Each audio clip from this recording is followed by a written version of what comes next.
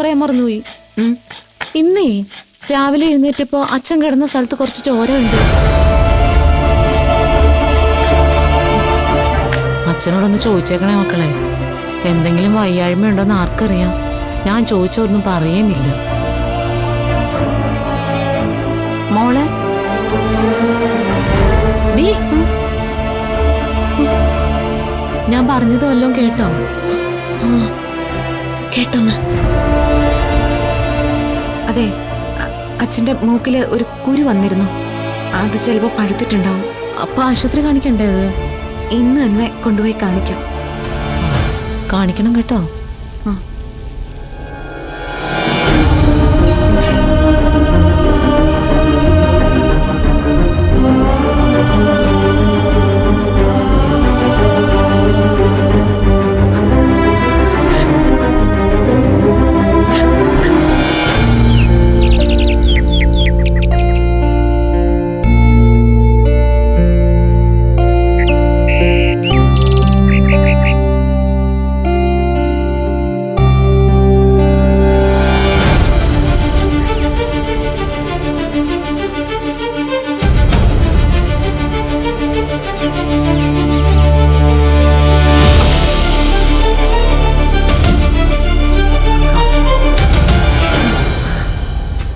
മോളെ, ഒരു പ്രധാന വാർത്തയുണ്ട് പത്രത്തിന്.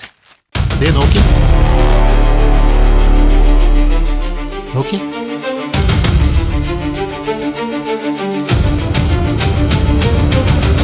ആരോഗ്യമന്ത്രിയുടെ മകൻ ആത്മഹത്യ ചെയ്തതാണെന്ന് സ്ഥിരീകരിച്ച പോലീസ്.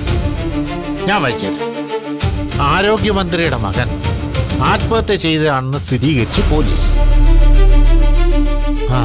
ഇതിന്റെ കൂടെ CI അജയ് സാറിന്റെ ഫോട്ടോ ഉണ്ട്.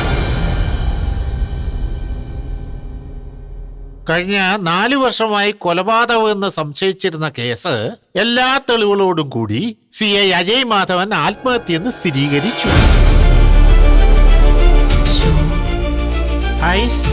ഐസ് ക്യൂബുകളിൽ അടുക്കി വെച്ച് അതിൽ കയറിയിരുന്ന് കാലിൽ ഫാനൽ കുരുക്കിട്ടാണ് മരിച്ചത്. എടി മോളെ, അയാളെ മാനസിക രോഗിയായിരുന്നു. ഐസ് കടക്കാരൻ പ്രധാന സാക്ഷിയായി. അതെ മോളെ, നമ്മുടെ CI സാറേ അതിബുദ്ധിമാനാ. ആഭ്യന്തരമന്ത്രിയൊക്കെ അദ്ദേഹത്തെ അഭിനന്ദിച്ചു. ഇതിന്റെ കോപ്പിറൈറ്റ് കളവ് പോയതാ. എന്നുവെച്ചാ തലച്ചോർ കവർച്ച. അതൊക്കെ ഞാൻ പിന്നെ പറയാം. എനിക്ക് പോവാൻ സമയം. എടി മോളെ, ഞാനേ ഇപ്പൊ വരാം. ശരി.